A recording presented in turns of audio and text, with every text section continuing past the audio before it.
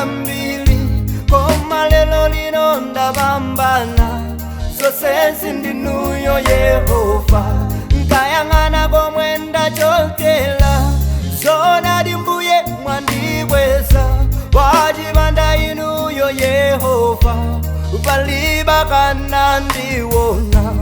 chimolo linalilanga koma munabwera kudzandifera kusiya ulemelelo chifukwa cha moyo wanga wachipanda inuyo Yehova moyo wanga bwezi pano kulibe mwakhala kumbali yanga mwasintha nyengo zanga ine wachipanda inuyo Yehova moyo wanga bwezi pano kulibe mwakhala kumbali yanga mwasintha nyengo zanga ine.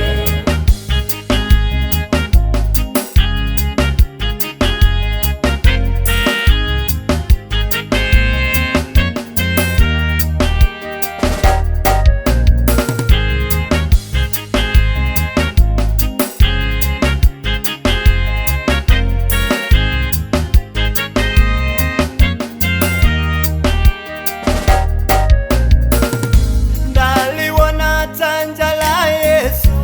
ndachiona chikondi cha mbuye nyengo zomwe ine ndadutsamo zoonadi ndinu Ebeneza mwayika njira popanda njira chiyembekezo pomwe palibe mwayika moyo popanda moyo zosatheka zitha lero zatheka zoonadi inu mbuye si munthu pena mwana kuli mungalabe mwasintha nyengo zanga ngati kutulo Yehova